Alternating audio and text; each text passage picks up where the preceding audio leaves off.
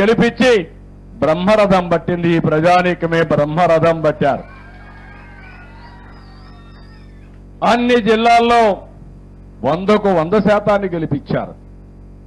57% ఓట్లేశారు. అంటే అవతల పాలన ఎంత మీకు బాధ కలిగించిందో, ఎన్ని అసౌకర్యాలు కలిగించాయో అది ఒక ఉదాహరణ మాత్రమే. దరిద్రం మా తమ్ముడు చెప్పినట్టు బాధ కాదు, దరిద్రం రాష్ట్రానికి పట్టినటువంటి ఒక శని. తమ్ముళ్ళు ఒక విషయం గుర్తుపెట్టుకోవాలా మీరు, ఇప్పుడు కూడా భూతం ఉంది. ఆ భూతాన్ని పూర్తిగా భూస్థాపితం చేస్తే తప్ప ఈ రాష్ట్రానికి ఎవరు మళ్లీ రారు. ఆ విషయం మీరు గుర్తుపెట్టుకోవాలి. మళ్లీ అంటా ఉంది ఆ భూతం లేచి నేను వస్తానని. ఏం చేస్తారు? ఏం చేస్తారు తల్లి? మీకు మంచి కావాలంటే, మీ భవిష్యత్తు ఉజ్వల భవిష్యత్తు కావాలంటే ఇలాంటి భూతాల్ని పూర్తిగా భూమిలో చిరస్థాయిగా ఏం చేయాలి? పాతేయాలి. కాంక్రీట్ కూడా వేయాలి మళ్ళా లేకుండా. అప్పుడే ఇది సాధ్యం అవుతుంది. ఇప్పుడు ఉన్నాడు మిత్రుడు పవన్ కళ్యాణ్ గారు. నేను పోతే మీరు ఒక విషయం చూడండి, మాకంటే గొప్ప వ్యక్తి, పెద్ద చదువుకున్నాడా, నెత్తిన రూపాయి పెట్టి ఆలం వేస్తే ఒక్క పైసాకు పోడు. అలాంటి ఏమేం చేశాడో మీరే చూశారు.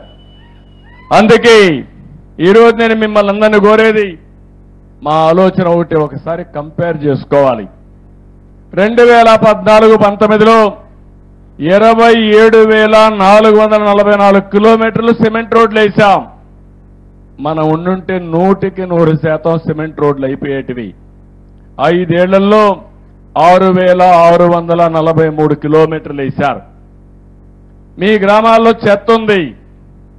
ఆ చెత్త కూడా ఒకప్పుడు మీరు చూస్తే మరుగుదొడ్లు లేకుండా రోడ్డు మీద చెత్తేసి రోడ్ని మరుగుదొడ్డుగా వాడుకున్న రోజులవి.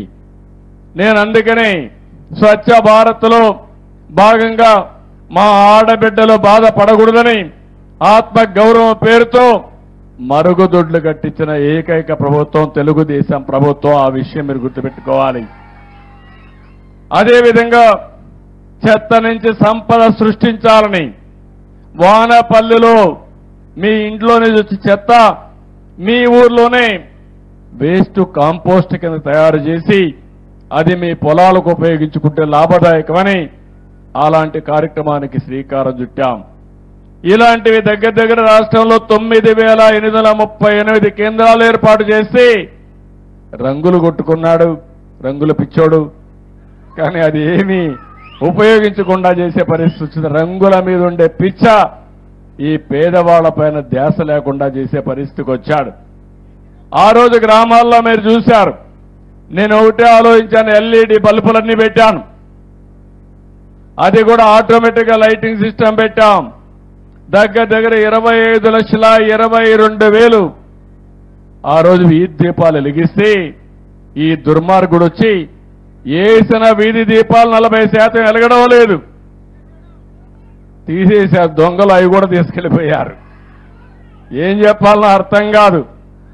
అంటే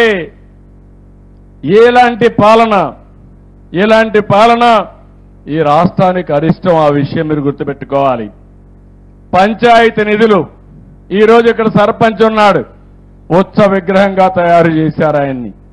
ఫైనాన్స్ కమిషన్ ఇచ్చే డబ్బులు ఇవ్వకుండా డైవర్ట్ చేసుకున్నారు, వేరే పనులు ఖర్చు పెట్టారు. మేము పవన్ కళ్యాణ్ గారు వస్తానే 990 కోట్ల రూపాయలు మొన్నే రిలీజ్ చేశా, మళ్ళీ 1,100 కోట్ల రూపాయలు రిలీజ్ చేయబోతున్నాం. అంటే దగ్గర 2,100 కోట్ల రూపాయలు రాబోతుంది. ఇది కాకుండా నరేగా కింద డబ్బులు వస్తాయి. ఇవన్నీ వస్తే గ్రామాల్లో అభివృద్ధి జరుగుతుంది.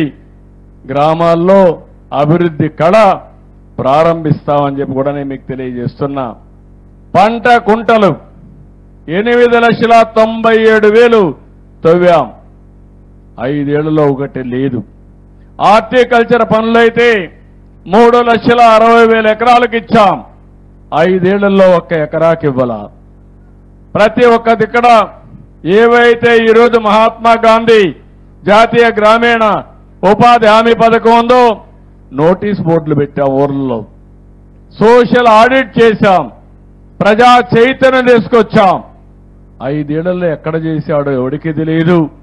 ఎక్కడ భోంచేశారో ఎట్లా అరిగిందో కూడా నాకైతే అర్థం కావడంలా. అలాంటి దుర్మార్గమైన కార్యక్రమాలు చేసే పరిస్థితికి వచ్చారు. ఎన్టీఆర్ జలసిరి కింద 32,693 బోర్లేసి పంప్సెట్లు పెట్టాం. ఈయన కూడా మాట్లాడి 2,550 పంప్సెట్లు మాత్రం పెట్టే పరిస్థితికి వచ్చారు. ఆ రోజు మీరు చూస్తే ఓడిఎఫ్కి వెళ్ళాం. 18లోనే ఓడిఎఫ్ డిక్లేర్ చేసి ఓడిఎఫ్ ప్లస్ అనే కార్యక్రమంతో ముందుకు పోతే కనీసం వచ్చిన డబ్బులు స్వచ్ఛ భారత్లో ₹1 ఖర్చు పెట్టుకునే పరిస్థితులు లేరు. అందుకే నేను మిమ్మల్ని అందరినీ ఒకటే కోరుతున్నా, ఈరోజు రాబోయే 5 సంవత్సరాల్లో 17,500 కిలోమీటర్లు సిమెంట్ రోడ్లు అయిపోతున్నాం. ఈరోజు ఈ గ్రామంలో వానపల్లిలో ఒకటే హామీ ఇస్తున్నా, ఈ 2-3 ఏళ్లలో ప్రతి ఒక్క వీధికి సిమెంట్ రోడ్ వేసే బాధ్యత మాది. మట్లో తిరిగే పని లేదు. ఏం తమ్ముడు? అన్ని గ్రామాలు ఇక్కడే కాదు, వానపల్లె కాదు, వానపల్లి పంచాయతీ రాష్ట్రంలో అన్ని పంచాయతీలు చేస్తాం. 5 ఏళ్లలో మీ ఇంటికి పోవాలంటే ఎక్కడి నుంచి వచ్చినా మట్టి అంటకుండా మీ కాళ్ళు నేరుగా ఇంటికి పోయేట్టుగా చేసే బాధ్యత మాది. ఎందుకు ఇది సాధ్యం కాలేదని నేను అడుగుతున్నా. ఇంకో పక్క మీరు ఒకసారి చూస్తే ఇది అవుతానే సిమెంట్ డ్రైన్స్, ఏవైతే గ్రామంలో మురికి కాలువలు కావాలి, మురికి కాలువలు లేకపోతే సిమెంట్ రోడ్లు వచ్చిన తర్వాత ఆ నీళ్లన్నీ ఇంటి ముందరుంటే చాలా భయంకరంగా ఉంటుంది. అందుకే మురికి కాలువల పైన ప్రాధాన్యత పెడుతున్నాం. 10,000 కిలోమీటర్ల మురికి కాలువలు నిర్మాణం చేసే బాధ్యత తీసుకుంటాం. వానపల్లి కానీ పంచాయతీల్లో కానీ ఒకటే హామీ ఇస్తున్నా, ఈ గ్రామాలన్నింటిలో 100% మురికి కాలువలు నిర్మాణం చేసే బాధ్యత తీసుకుంటామని చెప్పి కూడా నేను మీకు తెలియజేస్తున్నా. ఇది కాకుండా ఇంకో పక్కన 2,500 కిలోమీటర్ల బీటీ రోడ్డు వేస్తాం. 4 లక్షల ఎకరాల్లో నరేగా పనులు చేస్తాం. 5 లక్షల పంట కుంటలు దోతాం. ఇవి కాకుండా మీ పశువుల కోసం షెడ్లు కట్టడానికి ఆవులుంటే ఆవులకు కానీ, గేదెలుంటే గేదెలకు కానీ, మేకలకు కానీ షెడ్లు కట్టడానికి ఆ రోజు ఆర్థిక సహాయం చేశాం. మళ్ళీ రాష్ట్రంలో ఒక పద్ధతి ప్రకారం చేస్తాం. 1,50,000కు శ్రీకారం చుడతాం. ఈ గ్రామంలో నేను వచ్చాను కాబట్టి 100% ఎవరెవరికి షెడ్లు కావాలో కట్టించే బాధ్యత మాదని మీ అందరికీ హామీ ఇస్తున్నా. ఈ కార్యక్రమమే కాకుండా చెత్త నుంచి సంపద సృష్టించే కార్యక్రమం. మనం చెత్తని రోడ్ల మీద వేసి తగలబెట్టి ఆ వాసన, ఆ స్మెల్ లేకపోతే ఆ పొగ చాలా భయంకరంగా ఉంటాయి. అందుకే నేను ఆలోచించింది, ఆ యొక్క చెత్తను తీసుకెళ్లి ఏవైతే వేస్ట్ కాంపోస్ట్ దగ్గర ఆ షెడ్లో పెట్టి, కొన్ని దాంట్లో సీసాలు ఉంటాయి, కొన్ని ప్లాస్టిక్ ఉంటాయి, ఇవన్నీ రీసైక్లింగ్ పంపిస్తాం. అక్కడ కాంపోస్ట్ చేసి ఆ ఎరువులు మళ్ళీ ఎక్కడ అవసరమైతే అక్కడ ఇచ్చే కార్యక్రమం చేస్తాం.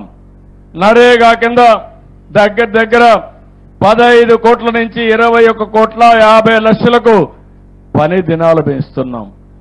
కూలీని కూడా రేటు కూడా పెంచుతున్నాం. నేనే ఒకప్పుడు తలసరి ప్రతిరోజు వాళ్ళ ఆదాయం దిన కూలీ నేనే పెంచాను. ఇప్పుడు ఇంకా ధరలు పెరిగాయి. పెరిగిన ధరల కోసం ఇంకా పెంచాల్సిన అవసరం ఉంది. అది కూడా పెంచుతామని చెప్పి కూడా నేను మీకు తెలియజేస్తున్నా. ఇవన్నీ కూడా ఈ కార్యక్రమాలే కాకుండా ఇంకో పక్క మీరు ఒక్కసారి చూసినప్పుడు నేను ఒకటే ఆలోచిస్తున్నాను ఈ గ్రామ సభలో మీ అందరికీ. ఈరోజు గ్రామ సభలో మీకు చాలా అవసరాలున్నాయి. ఆ అవసరాల్ని ఏ విధంగా అటెండ్ చేయాలనో దానికి కూడా ఒక యాక్షన్ ప్లాన్ తయారు చేస్తాం. అది తయారు చేసి ఏ విధంగా చేయాలనో చేయడం కోసం ముందుకు పోతాం. ఇప్పుడు నేను ఒక మాట చెప్పాను, ప్రతి ఒక్క కుటుంబానికి కరెంట్ ఉండాలి, ఇల్లు ఉండాలి, ఇంటి జాగా ఉండాలి. అందుకే ఇంటి జాగా విషయంలో ఒకటే చెప్పాను, ప్రతి ఒక్క కుటుంబానికి గ్రామీణ ప్రాంతాల్లో 3 సెంట్లు, పట్టణ ప్రాంతాల్లో 2 సెంట్లు ఇచ్చే బాధ్యత మాదని మేము చాలా స్పష్టంగా చెప్పాం. ప్రతి ఒక్కరికి ఇళ్లు కట్టిస్తాం. ఇప్పుడే ఆ రోజుల్లో తీసుకున్న నిర్ణయం ప్రకారం ఈ ఊర్లో కూడా ఒక 600 మందికి ఇళ్లు లేవని కలెక్టర్ గారు 610 మంది ఇళ్లు చెప్పాడు. ఈ 610 ఇండ్లు ప్రారంభించి పూర్తి చేపించే బాధ్యత మాదని మీ అందరికీ హామీ ఇస్తున్నా. రాష్ట్రంలో ఏ గ్రామంలో కూడా ఇల్లు లేదనకుండా ప్రతి ఒక్కరికి ఇల్లు కట్టించే బాధ్యత, ఆ ఇంటికి మళ్ళీ కరెంటు లేకపోతే కరెంట్ ఇచ్చే బాధ్యత, మంచినీళ్ల కొళ్ళాయి ద్వారా మంచినీళ్ళు ఇచ్చే బాధ్యత. ఒకే కార్యక్రమం తీసుకున్నాం. ఎన్నికల్లో మా ఆడబిడ్డలకు హామీ ఇచ్చాను. ఆ హామీ ప్రకారం మీ ఇంటికి కొళ్ళాయి ద్వారా ట్యాప్ ద్వారా సురక్షితమైన మంచినీళ్ళు ఇస్తా ఉన్నాం. ఇచ్చే బాధ్యత తీసుకుంటామని మరొక్కసారి మీ అందరికీ హామీ ఇస్తున్నా. ఇది కాకుండా ప్రతి ఒక్క ఇంటికి ఒక మరుగుదొడ్డు ఉండాలి. అదే సమయంలో గ్యాస్ కనెక్షన్ ఉండాలి. తొందరలోనే మా ఆడబిడ్డలకు ఒక మాట ఇచ్చా, ఉచిత గ్యాస్ ఇస్తానని. అది కూడా ఇస్తా, మా ఇచ్చిన మాట నిలబెట్టుకుంటాను. ఇలాంటి కనీస అవసరాలు ప్రతి ఒక్క ఇంటికి ఉండాలి. ఇంకో పక్క ప్రతి ఒక్క గ్రామంలో మీరు ఒకసారి చూస్తే సిమెంట్ రోడ్లు ఉండాలి, మురికి కాలువ ఉండాలి, అదే మరి వీధి దీపాలు ఉండాలి. చెత్తంతా కూడా కలెక్ట్ చేసి చెత్త నుంచి సంపద సృష్టించి ఎక్కడ కూడా గ్రామాల్లో చెత్త కనపడకుండా ఒక మంచి గ్రామాలుగా తయారు చేయాలి. ఒక చెత్తనే కాదు, మీ ఊర్లో లిక్విడ్ ఉంటుందంటే కాలువలో మురికి కాలువలో మురిగంతా వస్తుంది. దాన్ని కూడా ఏ విధంగా చేయాలనో, ఎక్కడ కూడా దోమలు ఈగలు వాలకుండా మీకు ఆరోగ్యంగా ఉండాలంటే ఆ మురుగునీరు కూడా డిస్పోజ్ చేయాల్సిన అవసరం ఉంది. అది కూడా చేపిస్తానని చెప్పి తెలియజేస్తున్నా. అక్కడి నుంచి నేను ఆలోచిస్తున్నాను, ఈ ఊర్లో మీరు ఎక్కడికి పోవాలన్నా, కొత్తపేటకు పోవాలన్నా, అమలాపురం పోవాలన్నా, కాకినాడ పోవాలన్నా, రేపు పోర్టుకు పోవాలన్నా, ఎయిర్పోర్టుకు రాజమండ్రికి పోవాలన్నా ఒక మంచి రోడ్డు వ్యవస్థ ఏర్పాటు చేసే బాధ్యత కూడా తీసుకుంటాం. మీ గ్రామానికి దగ్గరని ప్రైమరీ హెల్త్ సెంటర్ ఉండేట్టుగా, మీ పశువుల ఆసుపత్రి ఉండేట్టుగా, మీ పిల్లల చదువు కోసం ఏం కావాలనో అవన్నీ చేయడానికి ముందుకు పోతామని చెప్పి కూడా నేను మీకు తెలియజేస్తున్నా. ఇవన్నీ అవసరాలు. ఇవి ఎన్నో సంవత్సరాలుగా చేసుకోలేకపోయాం. ఈరోజు రోడ్లు చూశారు. 5 సంవత్సరాల్లో ఒక్క పైసా డబ్బులు ఖర్చు పెట్టకుండా అన్ని రోడ్లు గోతులు పడ్డాయి. ఇప్పుడు గోతులను చూస్తామంటే ఏం చేయాలని అర్థం కావడం లేదు. భయంకరంగా దానికి డబ్బులు లేని పరిస్థితి వచ్చింది. 10 లక్షల కోట్ల రూపాయలు అప్పులతో ప్రారంభించాం. జీతాలు కూడా ఇవ్వలేని పరిస్థితి, కనీసం పేదవాడికి పింఛన్ ఇవ్వలేని పరిస్థితి. కానీ మనసుంది ఈ ప్రభుత్వానికి. అదే సమయంలో మీరు ఒక మంచి నిర్ణయం చేశారు. ఆ నిర్ణయం 21 మందిని ఎంపీలు గెలిపించారు ఎన్డీఏకి. ఆ 21 మంది కేంద్రంలో కూడా మన సహకారం కీలకమయ్యే పరిస్థితి వచ్చింది. ఎన్డీఏలను ఉన్నాం. మీరిచ్చిన గుర్తింపు మీ సంక్షేమానికి ఉపయోగించాలని, ఈ రాష్ట్ర అభివృద్ధి కోసం ఉపయోగించాలని ముందుకు పోతున్నాం. అందుకే ఇవన్నీ కూడా ఒక నిర్దిష్టమైన కార్యక్రమాలతో ఈరోజు ఒక దీనికోసం ముందుకు పోయే పరిస్థితికి వచ్చాం. మొన్నే మీరు చూశారు, నేను మొదటిసారి 5 సంతకాలు పెట్టాను. మొదటి సంతకం మా తమ్ముళ్లకు ఉపాధి కల్పించడానికి డిఎస్సి, మెగా డిఎస్సి 16,347 ఉద్యోగాలు ఇప్పిస్తున్నాం. రెండోది పెట్టుబడులు తెస్తాం. నేను ఒక మాట ఇచ్చాను. నా ఆలోచనంతా ఈ యువతకు ఉపాధి కల్పిస్తే ప్రపంచాన్ని జయించే శక్తి ఈ పిల్లలకుంది. అది చేసి చూపిస్తానని చెప్పి కూడా నేను మీ అందరికీ హామీ ఇస్తున్నా. ఇది కాకుండా రెండో సంతకం ల్యాండ్ టైటిలింగ్ యాక్ట్ రద్దు చేసని పెట్టా. మీరందరూ చూస్తున్నారు. ఇప్పుడు కూడా మీది పట్టాదారు పుస్తకం మీది. మీ నాన్నో మీ తాతో భూమి ఇచ్చాడు. బొమ్మ ఎవరిది? బొమ్మ ఎవరిది అంటున్నా. ఇది న్యాయమా ఇది అని అడుగుతున్నా మిమ్మల్ని. వాళ్ళ తాత ఇచ్చాడా? వాళ్ళ నాన్న ఇచ్చాడా మీకు ఆ భూమి? కాదు. వేస్తే మీ ఫోటో వేయాలి దానిపైన. అందుకే నేను ఒకటే ఆలోచించాను. అది కూడా నిర్ణయం చేశాం. రాజా ముద్రతో మళ్లీ పట్టాదారు పాసు పుస్తకాలకు మీకు ఇచ్చే బాధ్యత మాది. గవర్నమెంట్ ఎంబ్లం ఉండాలి తప్ప వ్యక్తుల పెత్తనం కాదు, వ్యక్తుల అయిష్టాలు కాదు. ఇంకో పక్కన ల్యాండ్ టైటిలింగ్ యాక్ట్ తీసుకొచ్చాడు. అది చూస్తే నాకే భయం వేస్తా ఉంది. నా భూమి కూడా నా పేరుతో ఉండదు ఆ చట్టంగా అమల్లోకి వస్తే. అలాంటి ఒక భయంకరమైన చట్టాన్ని తీసుకొచ్చాడు.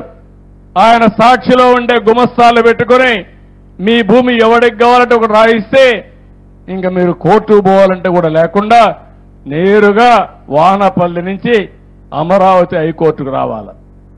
ఎంతమంది వస్తారు హైకోర్టుకు అడుగుతున్నా. ఇలాంటి దుర్మార్గమైన ఆలోచనలు మనందరి జుట్టు పట్టుకొని ఆడించాలనుకుంటే భగవంతుడు ఇప్పుడు అతన్ని ఎక్కడ పెట్టాలో అక్కడ పెట్టే పరిస్థితికి వచ్చారు.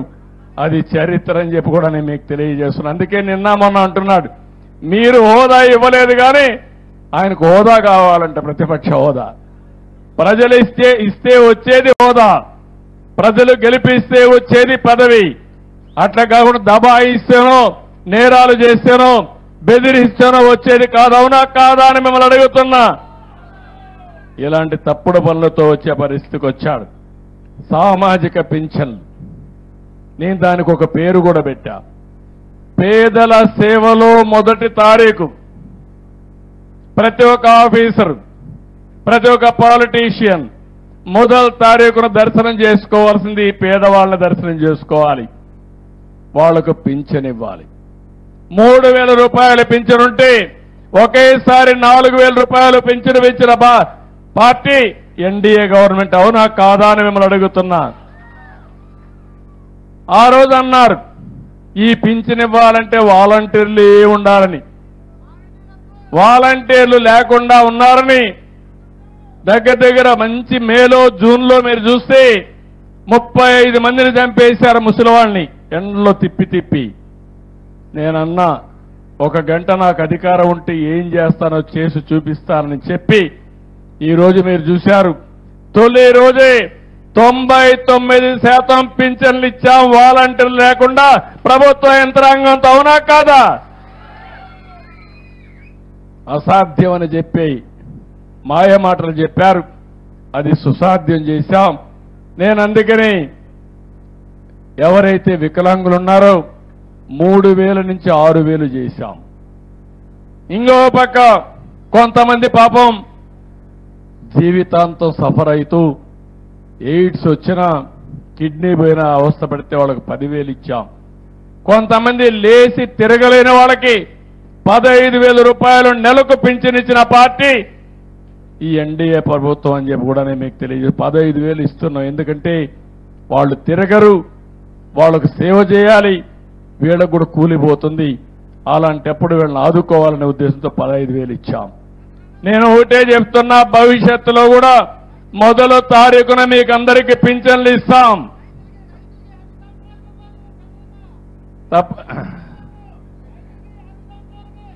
తమ్ముడు డబ్బులు వస్తే అన్ని మీకే ఇచ్చేస్తా. నేను సంపాదించేది కష్టపడి మీకోసరమే. సంపద సృష్టిస్తా, ఆ సంపద పేదవాళ్లకు పంచుతానే ఉంటా. అలు పెరగని పోరాటం చేస్తాం దీనికోసం. ఇందులో రాజీ లేదు. అదే మాదిరిగా మీరు ఒక్కసారి ఆలోచిస్తే మా ఉద్యోగస్తులకు కూడా మొదటి తారీఖు జీతాలు ఇచ్చాం. ఒకప్పుడు ఉద్యోగస్తులకు జీతాలు వచ్చేటివి కాదు, పెన్షనర్లకి పెన్షన్ వచ్చేది కాదు. ఈరోజు అసాధ్యం అనుకున్న పనుల్ని సాధ్యం చేశాం. ఒకేసారి 100 క్యాంటీన్లు పెట్టాం. ఈ నెలలో మిగిలిన క్యాంటీన్లు పెడతాం.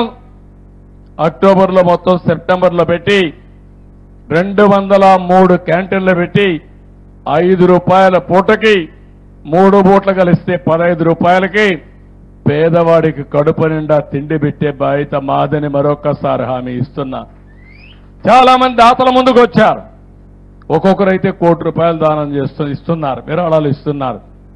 ఎన్టీ రామారావు గారు పెట్టినటువంటి అన్నదానం ఒక్క పైసా పెట్టుబడి లేకుండా ఈరోజు దాతలు ఇచ్చిన డబ్బులతో మళ్ళా వడ్డీ వస్తా ఉంది, ఇంకా పెరుగుతా ఉంది. 1,00,000 మందికి భోజనం పెట్టినా అలుపెరగకుండా కార్యక్రమం ముందుకు పోయే పరిస్థితికి వచ్చింది. ఇంకో పక్క స్కిల్ డెవలప్మెంట్ చేస్తున్నాం. నేను ఒకటే మిమ్మల్ని అందరినీ ఎక్కుండే వాళ్ళందరినీ కోరుతున్న వానపల్లిలో చదువుకున్న యువత చాలా మంది ఉన్నారు. కానీ ఉద్యోగం కావాలంటే కొన్ని నైపుణ్యాలు కూడా కావాలి.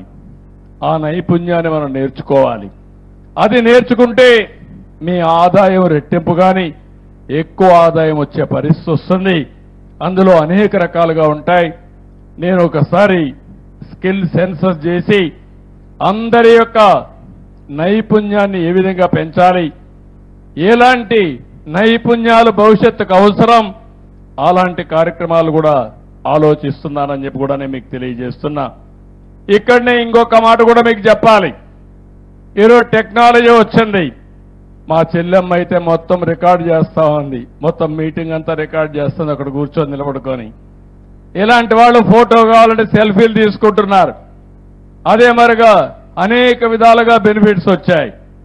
టెక్నాలజీ ఏ లెవెల్కి వెళ్ళిందంటే మీ ఊర్లో ఎక్కడన్నా దోమ ఉంది అంటే ఆ దోమను చూసి ఆ దోమ పైనే మందు కొట్టి చంపే పరిస్థితికి వస్తూ ఉంది, నివారించే పరిస్థితికి వస్తూ ఉంది. ఈరోజు మీ పొలంలో ఏదైనా పొలంలో పంట ఉంటే పంటకు తెగులు వచ్చిందా లేదా మీకు తెలియకపోతే ఒక యాప్ డౌన్లోడ్ చేసుకుని ఆ పంట ఫోటో తీసి పెడితే తెగులుందో లేదో చెప్తుంది. తెగులుందని చెప్తే పొలమంతా మందు కొట్టకుండా ఎక్కడ తెగులుందో అక్కడనే డ్రోన్ పంపిస్తే అక్కడనే మందు కొట్టి దాన్ని కంట్రోల్ చేసే పరిస్థితి వస్తుంది. అంటే మీరు గుర్తుపెట్టుకోవాలి, ఈరోజు మనం తినే పంట ఎరువుల పంట, లేకపోతే క్రిమి సంహారక మందులు వేసి అదంతా కూడా మనం తింటున్నాం. అంటే మెడిసిన్స్ అన్ని మన కడుపులోకి పోతున్నాయి. ఇలాంటిగాని వస్తే ఇప్పటికే మీరు చూస్తున్నారు. నేను ప్రకృతి సేద్యం కోసం ముందుకు పోయాను. 12 లక్షల ఎకరాల్లో ఈరోజు ప్రకృతి సేద్యం జరుగుతా ఉంది. ఈ 5 ఏళ్లలో 20 లక్షల మంది రైతులు 50 లక్షల ఎకరాల్లో ప్రకృతి సేద్యానికి శ్రీకారం చుట్టబోతున్నారు. ఇక్కడ నేను ఒకటే ఆలోచిస్తున్నా, తక్కువ ఖర్చు కావాలి వ్యవసాయానికి, పెట్టుబడి తగ్గించాలి, ఆదాయాన్ని పెంచాలి, ఆదాయం ఎక్కువ వచ్చే పంటలకు మీరు వెళ్ళాలి. ఇలాంటి వినూత్నమైన ఆలోచనలు ఈ గ్రామ సభలో చేస్తే మీ ఆదాయం పెరుగుతుంది, తద్వారా మీ జీవితాలు బాగుంటాయని చెప్పి కూడా నేను మీకు తెలియజేస్తున్నా. నేను ఉచిత ఇసుక ఇస్తానని చెప్పాం. ఈరోజు ఉచిత ఇసుక విధానానికి శ్రీకారం చుట్టాం. ఈరోజు మీ పక్కనే గోదావరి ఉంది, కానీ గోదావరి ఉంది, మీకు ఇసుక దొరకన ఇబ్బందులు వచ్చాయి. భవిష్యత్తులో ఒకటే హామీ ఇస్తున్నా, మీ ఇంటికి మీరు మీ పంచాయతీలో ఇసుక కావాలని ఒక లెటర్ పెడితే మీ ఇంటికే వచ్చే విధానానికి శ్రీకారం చుడతా. ఖర్చులు అక్కడ సీనరేజీ ఆ ట్రాన్స్పోర్ట్ తప్ప ఒక్క పైసా భారం మీ మీద పడకుండా ఎక్కువ మీకు ఇసుక సరఫరా చేసే బాధ్యత మాదని మీ అందరికీ హామీ ఇస్తున్నా. దీంట్లో చిన్న చిన్న సవాళ్లు ఉన్నాయి. కొంతమంది ట్రాన్స్పోర్టర్లు కోరుతున్నా, మీరు కూడా గుర్తుపెట్టుకోవాలి, మీ వ్యాపారాలు జరగాలి కానీ పేద ప్రజల్ని వేధించే మార్గం ఉండకూడదు.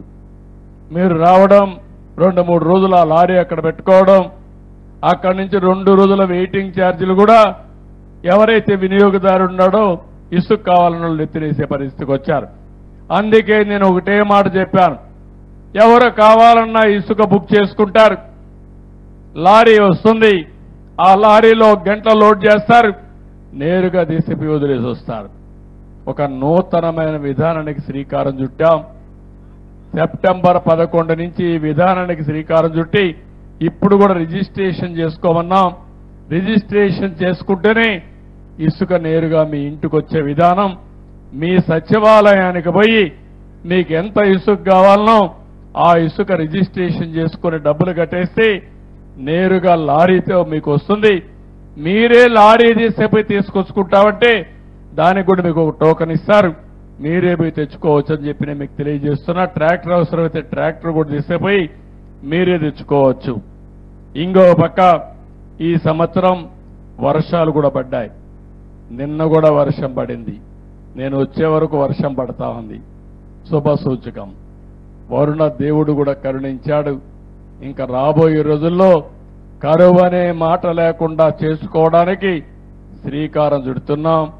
మీ పక్కనే పోలవరం ఉంది. పోలవరం రాష్ట్రానికి ఒక వరం. కానీ దుర్మార్గుడు వచ్చి అక్కడ పోలవరాన్ని కూడా గోదావరిలో కలిపేశాడు. డయాఫామ్ వాల్ నాశనం అయిపోయింది, కాఫర్ డ్యాములు దెబ్బతిన్నాయి, గైక్ బండ్ దెబ్బతినింది. 2021కి అయిపోవలసిన ప్రాజెక్టు ఈరోజు మొత్తం పడకేసే పరిస్థితి వచ్చింది. మొన్నే 2 సార్లు ఢిల్లీకి వెళ్ళా, కేంద్ర మంత్రిని కన్విన్స్ చేశాం, ఎక్స్పర్ట్ కమిటీ వేశారు. ఈ దుర్మార్గుడు చేసిన పనికి మళ్ళా డయాఫామ్ వాళ్ళు కొత్తది కట్టాల్సి వస్తా ఉంది. కొత్తది కట్టకపోతే ఒకవేళ ఏదైనా ప్రమాదం జరిగితే తూర్పు గోదావరి జిల్లా, పశ్చిమ గోదావరి జిల్లా 2 కూడా మునిగిపోయే పరిస్థితి, కొట్టుకుపోయే పరిస్థితికి వస్తాయి. అందుకని 440 కోట్ల రూపాయలతో ఆ రోజు పూర్తి చేశాం, అది పోయింది. ఇప్పుడు 990 కోట్ల రూపాయల అదనపు భారం పడతా ఉంది. అయినా కూడా పర్వాలేదు, మీ క్షేమం కోసం కొత్త డయాఫామ్ వాల్ ప్రారంభిస్తాం. తొందరలోనే వీలైనంత తొందరలో పోలవరాన్ని పూర్తి చేసి మీకు 3 పంటలు కావాలని మీకు ఇస్తాం. రాష్ట్రానికి మొత్తం నీటి సరఫరా చేసే బాధ్యత ఈ పోలవరం తీసుకుంటుందని చెప్పి కూడా మీకు తెలియజేస్తున్నా. ఇది కాకుండా మొన్నే రైతులకి 1674 కోట్ల రూపాయలు ధాన్యం బకాయిలు చెల్లించాం. భవిష్యత్తులో ఒకటే చెప్తున్నాను, మీరు ధాన్యం ఇచ్చినటువంటి 2 రోజులకు 48 గంటల్లో మీకు డబ్బులు ఇచ్చే బాధ్యత మాదని మీ అందరికీ హామీ ఇస్తున్నా. ఒక నిర్దిష్టమైన విధానాలతో ఈ ప్రభుత్వం మేము ముందుకు వస్తాం. ఎక్కడికక్కడ ఒక బాధ్యతాయుతంగా జవాబుదారితనంతో కార్యక్రమాలు చేస్తాం. ఎంత దుర్మార్గం అంటే కేంద్రం కొన్ని వేల కోట్ల రూపాయలు వివిధ కార్యక్రమాలకు ఇస్తారు, ఆ డబ్బులంతా డైవర్ట్ చేయడం, దుర్వినియోగం చేయడం. ఇప్పుడు కేంద్రం డబ్బులు కూడా ఇవ్వలేని పరిస్థితి వచ్చింది. ఇవ్వమని చెప్పారు, నిలిపేశారు. మొన్న నేను ఢిల్లీకి పోయి అడిగితే మీ రాష్ట్రంలో మేము ఇచ్చిన డబ్బులకు అకౌంట్ చెప్పడం లేదు, ఏమైనా మాకు తెలియదు, కాబట్టి మేము డబ్బులు ఇవ్వమంటే దానికి కూడా జవాబుదారితనం తీసుకుని ఎప్పటికప్పుడు ఆ డబ్బులన్నీ పే చేసి మళ్ళా ఆ అకౌంట్స్ అని తీసి వాళ్ళకి ఇచ్చి కొత్తగా డబ్బులు కూడా తీసుకొస్తున్నామని చెప్పి కూడా నేను మీకు తెలియజేస్తున్నా. ఇలాంటివన్నీ కూడా మనం చేసి మనం ముందుకు పోయే పరిస్థితికి వచ్చాం. ఇక్కడికి వచ్చినప్పుడు ఒక విషయం మీరు గుర్తుపెట్టుకోవాలి, ఈ గ్రామానికి వచ్చినప్పుడు ఇక్కడ సమస్యలు కొన్ని ఉన్నాయి. ఈ సమస్యల్ని ఇప్పుడే మన వాళ్ళు ఒక 10 కోట్ల రూపాయలకి 16 వర్కులు ఇచ్చారు మొత్తం పంచాయతీ అంతా. ఈ గ్రామంలో సీసీ రోడ్లు 12 వేయాలని, 9.3 కిలోమీటర్లు వేయాలని, దీనికి 5,60,00,000 అవుతుంది. అదే మరిగా మురికి కాలువలు 5 చేయాలని, 4.5 కిలోమీటర్లు చేయాలని, దీనికి 2.2 కోట్లు అవుతుంది, అంటే 2,20,00,000 అవుతుంది. ఇది కాకుండా గ్రావెల్ రోడ్లకు 2 కావాలి, 3.5 కిలోమీటర్లు వేయాలి, 35 లక్షలు అవుతుంది. ఇది కాకుండా 10 ఏవైతే నేను చెప్పానో పశువులకు కావలసిన కొట్టాలు వేయడానికి 25 లక్షల రూపాయలు అవుతుంది. దగ్గర దగ్గర 10 మంది 10 ఎకరాల్లో హార్టికల్చర్ పెట్టుకుంటామన్నారు, దీనికి 10,50,000 అవుతుంది. ఇది కాకుండా మీరు చూస్తే అవెన్యూ ప్లాంటేషన్ వీటన్నిటికీ దగ్గర 8 లక్షలు అవుతుంది చెట్లు పెట్టడానికి. ఇంకో పక్కన పని కల్పించడానికి ట్రెంచులు తవ్వడానికి ఒక 9 లక్షలు అవుతుంది. అదేవిధంగా కొంతమంది రెయిన్ వాటర్ హార్వెస్టింగ్ కోసం ఒక 5.5 లక్షలు అవుతుంది. కమ్యూనిటీ సోక్ పిట్స్ అంటే ఈ నీళ్లన్నీ ఎక్కడికక్కడ సింక్ చేయడానికి దీనికి కూడా ఒక 1,20,000 అవుతుంది. ఇవి కాకుండా కొంతమంది ఇండివిజువల్గా మేము కూడా దూకోవాలన్నారు మరుగుదొడ్డు కోసం. అలాంటి వారికి సోక్ పిట్ దోగితే ఒక 60 లక్షలు కావాలన్నారు. ఇవి కాకుండా ఇంకొక పక్క దగ్గర 600 మీటర్లు మట్టి మురం రోడ్డు కావాలన్నారు. దీనికి కూడా 3,60,000 అవుతుంది. ట్యాంక్ రిపేరుకు ఒక 12 లక్షలు అవుతుంది. కాలువల రిపేరుకి 4,25,000 అవుతుంది. బరియల్ గ్రౌండ్కి మొత్తం ల్యాండ్ చేసి కాంపౌండ్ వాళ్ళు కట్టాలంటే 1,20,00,000 అవుతుంది. అది కూడా ప్రపోజల్ పెట్టారు. ఇది కాకుండా ఫీల్డ్ కాలువలకి 46,000 అవుతుంది. అదే సమయంలో కాంపౌండ్ వాల్స్ కట్టాలన్నారు 10 లక్షలు అవుతుంది. మొత్తం కలిసి 16 పనులు, మొత్తం దీనికి 10,20,00,000 అవుతుంది. మీరందరూ ఒప్పుకుంటే ఈ సంవత్సరం ఈ 16 పనులు అన్ని గ్రామాల్లో పూర్తి చేసి మళ్ళా నెక్స్ట్ గ్రామ సభకు వచ్చే అవకాశం ఉంటుంది. ఈ పనులు కానీ మీరందరూ ఒప్పుకుంటే పూర్తి చేస్తారని చెప్పి కూడా నేను మీకు తెలియజేస్తున్నా. మీరందరూ కూడా చెప్పాల్సిన అవసరం ఉంది. మీ అందరూ కూడా ఆమోదయోగ్యం ఇవ్వాల్సిన అవసరం ఉంది. ఇది కాకుండా ఇంకొక పక్కన మీ గ్రామంలో చూస్తే ఆదాయం కూడా ఎప్పుడు కూడా డబ్బులు కావాలి, నరేగా డబ్బులు వస్తాయి. ఇంకో పక్క మీకు ఫైనాన్స్ కమిషన్ డబ్బులు వస్తాయి. వివిధ రూపేణ క్రమంలో మీ సర్పంచ్ కూడా బాగా పనిచేస్తున్నట్టున్నాడు.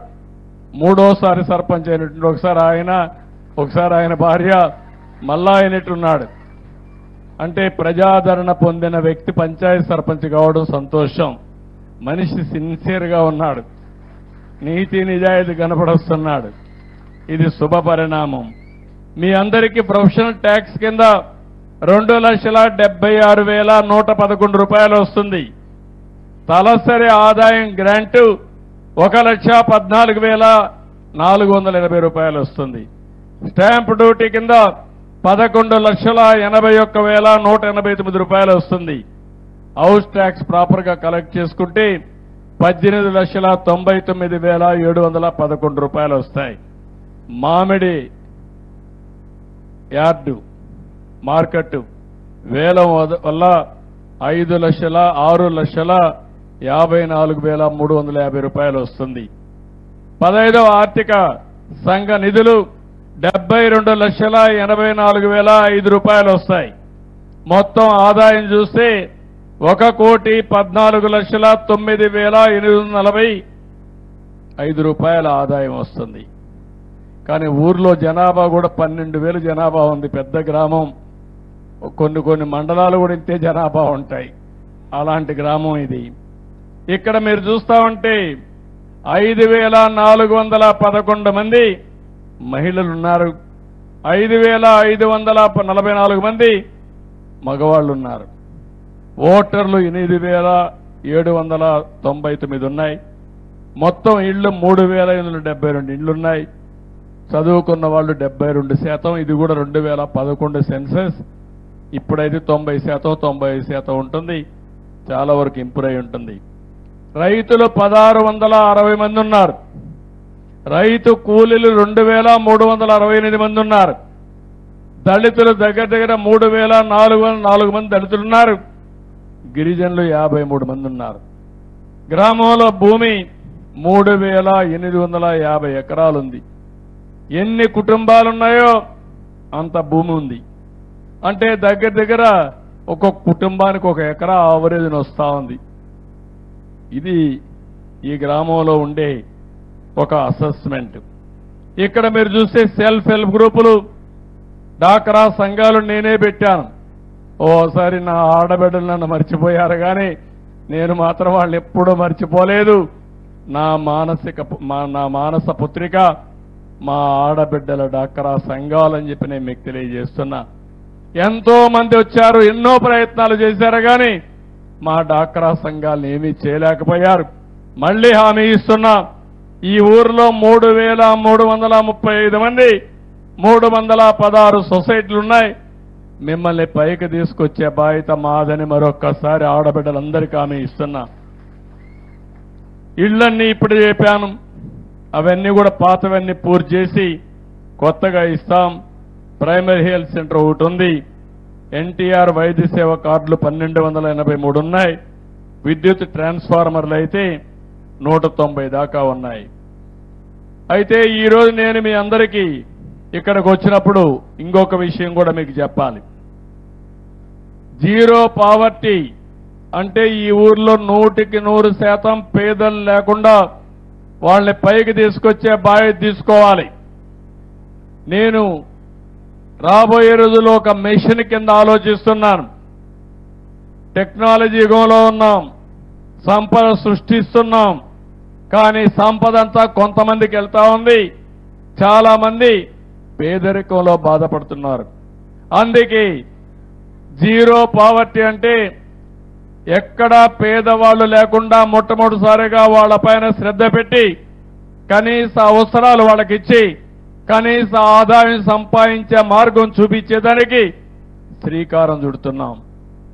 అందుకే ఒక మాట చెప్పాను, బాగా పైకొచ్చిన 10%, కింద నుండే 20% దత్తత తీసుకోవడం, వాళ్ళందరికీ అండగా ఉండడం, వాళ్ళకి ఆదాయం పెంచే మార్గాలు చూపించగలిగితే, ఆ పిల్లల్ని బాగా చదివించగలిగితే పేదరిక నిర్మూలన జరుగుతుంది. అందుకే మళ్ళీ జనవరిలో జన్మభూమి 2.0 తీసుకొస్తున్నారు. రెండోసారి జన్మభూమి. ఆ రోజు జన్మభూమిలో గ్రామానికి ఏం కావాలన్నా మీరు చేశారు. స్కూల్ బిల్డింగ్లు కట్టారు, రోడ్లు వేశారు, కాలేజీలు పెట్టారు, అనేక కార్యక్రమాలకు శ్రీకారం చుట్టారు.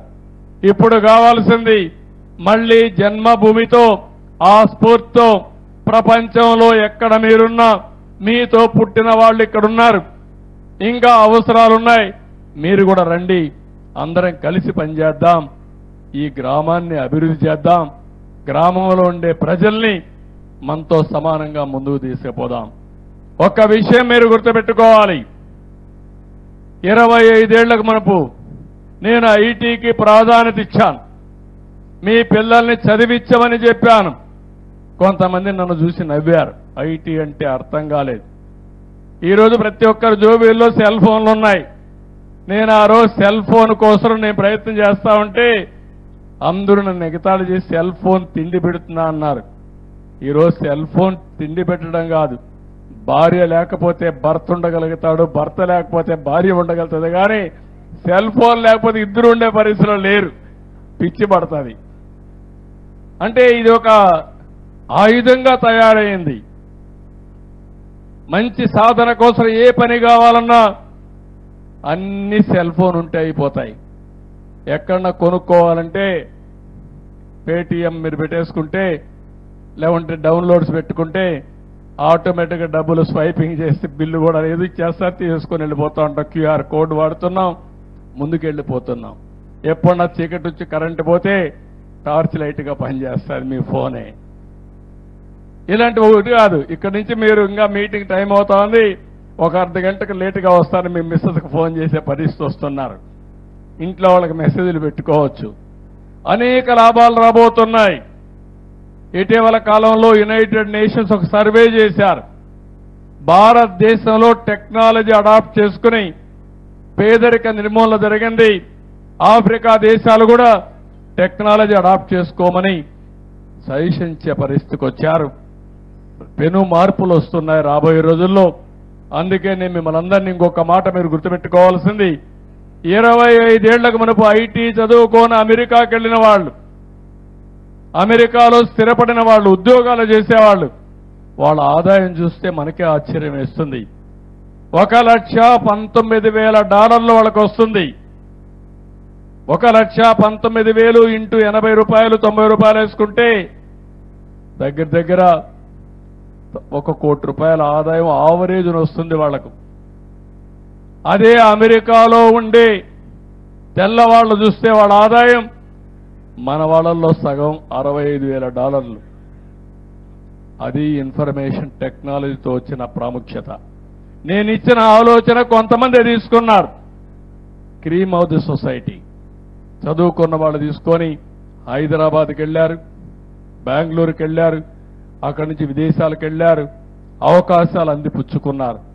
ఇప్పుడు నా ఆలోచన అది, ప్రజల్ని ఒక ఆస్తిగా చూడాలని.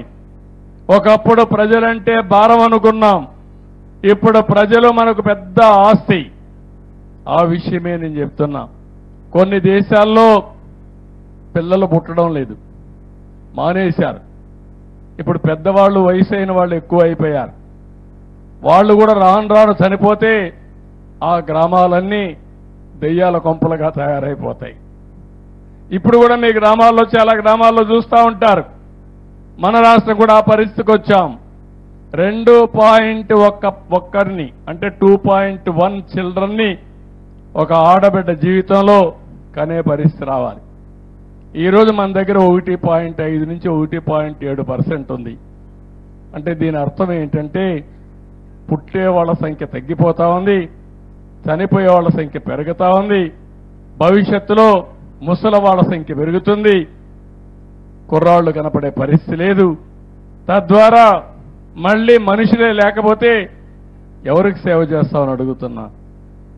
ఒకప్పుడు నేనే జనాభాను నియంత్రణ చేయమన్నాను, ఇప్పుడు జనాభాని పెంచమంటున్నాను. అందుకే మొన్న పంచాయతీ ఎన్నికల్లో 2 కంటే ఎక్కువ మంది పిల్లలుంటే వాళ్ళందరికీ ఛాన్స్ ఇవ్వాలని నిర్ణయం చేశాను. రేపు ఎల్లుండి రోజు వస్తుందని చెప్పలేను. ఎవరైనా ఒక్కరికంటే పిల్లలే లేకపోతే వాళ్ళు పోటీ చేయడానికి అర్హత లేదని చెప్పాల్సి వస్తుంది. అంటే ఎందుకంటే దూరదృష్టితో ఆలోచించకపోతే, జనాభా తగ్గిపోతే యూరోప్ దేశాలు, చైనా, జపాన్ అందరికి కూడా ఈరోజు ప్రపంచంలో పోటీ పడే పరిస్థితి లేదు. నార్త్ ఇండియాలో జనాభా పెరుగుతా ఉంది, సౌత్ ఇండియాలో జనాభా తగ్గిపోతా ఉంది. దీన్ని కూడా మీరు గుర్తుపెట్టుకోవాల్సిన అవసరం ఉంది. నదుల అనుసంధానం జరగాలని కోరుకుంటున్నా. ఈస్ట్ గోదావరికి సమస్య లేదు, కానీ రాయలసీమ, ఉత్తరాంధ్ర అన్నిటికి కూడా ఈ యొక్క సంధానం జరిగితే చాలా ఉపయోగపడుతుంది. ఇంకొక విషయం కూడా మీరు గుర్తుపెట్టుకోవాలి. ఈరోజు కరెంట్ అనేది మీ ఇంట్లోనే తయారు చేసుకునే రోజు వచ్చింది. మీ ఇంట్లోనే కరెంటు తయారు చేసుకోవచ్చు. మీ స్కూటర్కి మీరే కరెంటు ఛార్జ్ చేసుకోవచ్చు, పెట్రోల్ బంకు పోయే పనే లేదు. ఇంకో పక్క మీ పంప్ సెట్ ఉంటే అక్కడ కూడా కరెంటు ఉత్పత్తి చేసుకోవచ్చు. మీ ఇంట్లో కరెంటు ఉత్పత్తి చేసుకుంటే మీరు వాడుకుని మిగిలిన కరెంటు గ్రిడ్కి ఇవ్వచ్చు. మీకు కరెంటు కావాలంటే గ్రిడ్ మళ్ళా మీకు ఇచ్చే పరిస్థితి వస్తుంది. ఆ కొత్త కార్యక్రమానికి కూడా శ్రీకారం చుడుతున్నా. నేను అందరికీ 200 యూనిట్లు కరెంటు ఉచితంగా ఇస్తానని చెప్పాను. ముఖ్యంగా పేదవాళ్ళకి, ఎస్సీలకు, వీళ్ళందరికీ వాళ్ళ ఇంటి మీద ప్యానెల్ పెట్టేసి ఈ యొక్క సోలార్ ప్యానెల్స్ పెట్టి కరెంటు ఉత్పత్తి చేసి తద్వారా వాళ్ళకి కరెంటు అందుబాటులో చేసే పరిస్థితి వస్తే అది కూడా మీరు ఏమీ చేయక్కర్లేదు. మీ ఇంటి మీద పెట్టుకోవడానికి అనుమతిస్తే చాలు, మెయింటెనెన్స్ కూడా గవర్నమెంటే చేసే విధానానికి శ్రీకారం చుడతాం. అది ఒక వ్యవస్థను పెడతాం. ఇది చేస్తే ఈరోజు కరెంట్ అంతా ఎక్కడి నుంచో వస్తా ఉంది, ట్రాన్స్మిషన్ లాసెస్ ఉన్నాయి. మీ ఇంట్లోనే కరెంట్ ఉత్పత్తి చేసి మీరే వాడితే 1% కానీ 0.5% కానీ కరెంటు లాసులు రావు. దీనివల్ల గణనీయంగా రాబోయే రోజుల్లో కరెంటు ఛార్జీలు పెరుగుతాయి. చాలా మార్పులు వస్తున్నాయి. ఈ కరెంటు సోలార్ కానీ, గాలితో వచ్చే కరెంటు కానీ, పంప్డ్ ఎనర్జీ అంటే ఐడిల్ కరెంటు చూస్తాం. ఈరోజు నీళ్లు పైకి తీసిపోయి అదే నీళ్లు వదిలిపెట్టి మళ్ళా కరెంటు తయారు చేసి ఎప్పుడైనా మనకు అవసరమైనప్పుడు మళ్ళా కరెంటు ఉత్పత్తి చేసుకునే పరిస్థితి వస్తుంది. ఇలాంటి వినూత్నమైన ఆలోచనలు వస్తున్నాయి. ఇవన్నీ ఒక ఎత్తు అయితే, ఇంకొక పక్క మీ అందరినీ కోరేది ఒకటే. నేను ఈరోజు ఈ గ్రామ సభలో కూర్చున్నాం. నేను కొన్ని ఆలోచనలు ఇచ్చాను. గ్రామ అవసరాలు, కుటుంబ అవసరాలు, కనీస ఇన్ఫ్రాస్ట్రక్చర్ అవసరాలన్నీ తీర్చేస్తాం.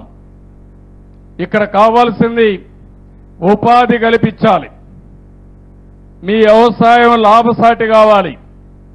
మీ ఊర్లో ఉండే యువత, ఆడవాళ్ళలో కొంతమంది బాగా చదువుకొని మీరు ఇక్కడ ఊర్లోనే ఉంటారు, ఇంటి దగ్గరనే ఉంటారు. ఇంటి దగ్గర ఉన్నప్పుడు మీరు చదువు ఉంది, కానీ చేయాలనే తపనుంది, బయట పోయే అవకాశాలు లేవు. అందుకే ఇంటి దగ్గర నుంచే పనిచేసే అవకాశాలుంటే ఇంటి దగ్గరనే కంప్యూటర్ పెట్టుకొని మీరు పనిచేసే విధానానికి కూడా శ్రీకారం చుట్టాలని నా ఉద్దేశం. అది యువతకు కూడా ఉపయోగపడుతుంది. వర్క్ ఫ్రమ్ హోమ్ తీసుకొస్తాం. ఈ వానపల్లిలో వర్క్ స్టేషన్లు కడతాం. అవసరమైతే మీ ఊర్లో 50 మంది పనిచేయాలంటే 50 మంది ఆ వర్క్ స్టేషన్ దగ్గర పోయి పనిచేసుకుంటూ ట్రైనింగ్ కూడా ఇచ్చే కార్యక్రమానికి శ్రీకారం చుడతామని చెప్పి నేను మీకు తెలియజేస్తున్నా. భవిష్యత్తులో పనిచేసే విధానాలు మారిపోతున్నాయి. ఒకప్పుడు మనం పనిచేయాలంటే హైదరాబాద్కు పోవాలి, అమెరికాకు పోవాలి. ఇప్పుడు పని చేయాలంటే మన ఇంట్లోనే కూర్చొని అమెరికాకు పనిచేసే పరిస్థితి వస్తా ఉంది. మొన్న కరోనాలో చాలా మంది చూస్తుంటారు మీ ఇంట్లో కుర్రాళ్ళని. ఇక్కడ కొబ్బరి చెట్లు బాగా ఉంటాయి, ఇక్కడ చేస్తే కూడా మంచి వాతావరణం, చల్లగా ఉంటుంది, మంచి గాలి ఉంటుంది, శుభ్రంగా పని చేసుకోవచ్చు. అక్కడ ₹1,00,000, ఇక్కడ 50,000 ఒకటే. ఆ డబ్బులతో ఇంట్లో అమ్మా నాన్న చూసుకుంటూ ఆనందంగా ఉండే అవకాశం వస్తుంది. అలాంటి వ్యవస్థకు కూడా శ్రీకారం చుడతాం. ఇప్పుడు నేను అడుగుతున్నా మిమ్మల్ని, మీలో ఆలోచనలు రావాలి. ఏదో మీటింగ్ వచ్చారు, సీఎం గారు చెప్పారు, లేకుంటే ఇంకొక ఎమ్మెల్యే మాట్లాడాడు, మా పని అయిపోయింది అని కాకుండా మీరు బాగుపడాలి. మీరు బాగుపడాలంటే ఏం చేయాలి? మీలో కూడా కొత్త కొత్త ఆలోచనలు రావాలి. మీలో కొత్త ఆలోచనలు వచ్చి గ్రామం బాగుండాలి, మీరు బాగుండాలి.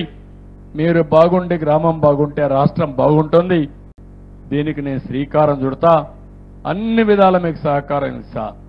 కానీ సమయాన్ని వేస్ట్ చేసుకోవడం కరెక్ట్ కాదు. ఈ విషయం మళ్ళీ చెప్తున్నా. ఈరోజు ఇక్కడికి వచ్చినప్పుడు నేను అడుగుతున్నా, మీ ఆదాయం పెరగాలంటే ఏం చేయాలో మీరు కూడా చెప్పండి. అలాంటి వాతావరణాన్ని క్రియేట్ చేస్తాం. వ్యవసాయంలో కానీ, సర్వీస్ సెక్టర్లో కానీ, చిన్న చిన్న వ్యవసాయ ఆధార పరిశ్రమలు పెట్టడం కానీ, ఇది కూడా గుర్తుపెట్టుకోవాలి. వ్యవసాయంలో మీరు ఏదైనా ఒక పంట తయారు చేసి ఆ పంటగా అమ్మితే మీకు ఆదాయం తక్కువ వస్తుంది. అదే మాదిరిగా ఈ గ్రామంలో ఒక 10 గ్రామాల్లో ఉండే పంట వాల్యూ అడిషన్కి వెళ్తే దానిపైన మీ ఆదాయం పెరుగుతుంది, దానివల్ల మీకు ఉపాధి వస్తుంది. అలాంటి కార్యక్రమాలకు శ్రీకారం చుట్టాలి. నేను ఒకటే చెప్తున్నాను, మిమ్మల్ని అందరినీ మళ్ళీ ఒకటే చెప్తున్నా. మీ ఊర్లో పుట్టినవాడు అమెరికాలో ఉండేవాడి కంటే ఎక్కువ ఆదాయం సంపాదిస్తే అమెరికాలో ఉండే గ్రామాల కంటే మనం ఎందుకు బాగా పనిచేయకూడదని మిమ్మల్ని అడుగుతున్నా. నేను అవకాశం ఇస్తా, మీకు అండగా ఉంటా, మీకు తోడుగా ఉంటా, మీకు అన్ని విషయాలు నేర్పిస్తా. అంచెలంచెలుగా మిమ్మల్ని పైకి తీసుకొచ్చే బాధ్యత నాది, దీన్ని అందిపుచ్చుకునే బాధ్యత మీది. నేను గట్టిగా కూడా చెప్తున్నా, మా తమ్ముడు ఏదో మాట్లాడాలని ఉత్సాహంగా ఉన్నాడు. రా, ఇట్లా మైక్ ఇస్తాను, ఇట్రా మైక్. రాని రాని రాని రాని రామా, మైక్ తీసుకో. చెప్పు. రాబోయే రోజుల్లో టెక్నాలజీ పరంగా ఏఐ విపరీతమైన మార్పులు తీసుకొచ్చే అవకాశం ఉంది. సార్ దాని మీద రాష్ట్ర ప్రభుత్వం తరఫున ఏం చేస్తున్నారో తెలుసుకుందామని అడిగాను సార్. చాలా సంతోషం. మా తమ్ముడు ఒకటి అడిగాడు. ఒకప్పుడు సెల్ ఫోన్ అంటే అందరూ నవ్వారు, అవునా కాదా? జ్ఞాపకం ఉందా మీకు? 25 ఏళ్లకు మునుపు నేను సెల్ ఫోన్ గురించి మాట్లాడాను. అప్పుడు రాజశేఖరుడు ఉండేవాడు. నన్ను అన్నాడు, సెల్ ఫోన్ ఏంటి భోజనం పెడుతుందని. రాజశేఖర రెడ్డి, నీకు తెలియదు, ఆ రోజు వస్తుంది, ఆ రోజు నేను చెప్తా. సెల్ ఫోన్ వల్ల ఏమేమి లాభాలు ఉంటాయో ఆ రోజు నువ్వు తెలుసుకుంటావని చెప్పాను. కానీ లేడు ఆయన తెలుసుకోవడానికి. ఈరోజు మీరు సెల్ ఫోన్ చూశారు. మా తమ్ముడు ఒక మాట అడిగాడు. మొన్న నేను ఢిల్లీకి వెళ్ళాను. మన మంత్రి రామ్మోహన్ నాయుడు ఉన్నాడు. ఆయన సెంట్రల్లో సివిల్ ఏవియేషన్ మంత్రి. ఆయన దగ్గరనే డ్రోన్స్ అన్నీ కూడా ఆయన ఆధ్వర్యంలో ఉన్నాయి. ఇప్పుడు 3 విషయాలు మీరు గుర్తుపెట్టుకోవాలి. ఇప్పుడు నేను సెల్ ఫోన్ చెప్పాను మీకు. సెల్ ఫోన్ ఎత్తుకొని మీ ఆరోగ్య విషయాలు కూడా మీరు చూసుకుంటా ఉండొచ్చు. ఇప్పుడు నా దగ్గర ఈ రింగ్ ఉంది. మీరేమనుకుంటారు? ఏదో మంత్రాలు గింత్రాలు చేసి ఏదో దేవుడి రింగ్ అనుకుంటారు. కాదు, ఇది నేను రాత్రి నిద్రపోయాను. ఎంత నిద్రపోయానో చెప్తుంది ఇది.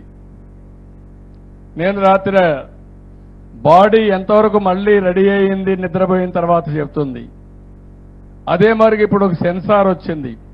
మీరు తినే వల్ల మీకు ఎంతవరకు గ్లూకోజ్ లెవెల్ వస్తుందో చెప్తుంది. మీ బాడీ మెటబాలిక్ స్కోర్ చెప్తుంది. అది అంటే అవసరమైతే భోజనం చేయడం, లేకపోతే భోజనం చేయకుండా వదిలేయడం, తక్కువ తినడం. ఎక్కువ తింటే ఏమవుతుందంటారు మీరు? ఎక్కువ తింటే ఏమవుతుందంటే షుగర్ వస్తుంది. మీ శరీరమే షుగర్ ఫ్యాక్టరీగా తయారవుతుంది. తర్వాత ఏది తిన్నా కూడా షుగర్ అయిపోతూ ఉంటుంది. అలాంటివి రాకుండా ఉండాలంటే మన ఆరోగ్యం మన చేతుల్లో ఉంది. సెల్ ఫోన్ వల్ల అలాంటివి వస్తాయి. ఇంకొక పక్క చెప్పాను, మీ పొలాన్ని దగ్గరికి వెళ్ళి నేరుగా సెల్ ఫోన్లో ఒక యాప్ డౌన్లోడ్ చేసుకుని తద్వారా నేరుగా మీ పొలంలో పెస్ట్ వచ్చిందా లేదా మీరే చూసుకునే పరిస్థితి వస్తుంది.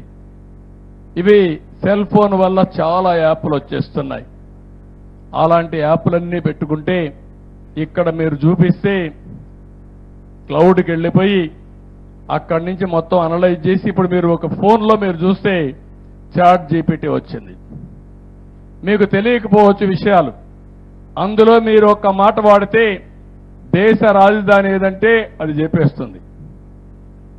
ఈ 90 రోజుల్లో ముఖ్యమంత్రి చంద్రబాబు నాయుడు ఏం పనులు చేశాడో చెప్పమంటే అది మొత్తం మీకు చెప్పేసే పరిస్థితికి వస్తుంది. అంటే ఒక టెక్నాలజీ ఎంత వచ్చేసిందంటే మీరు గుర్తుపెట్టుకోవాలి.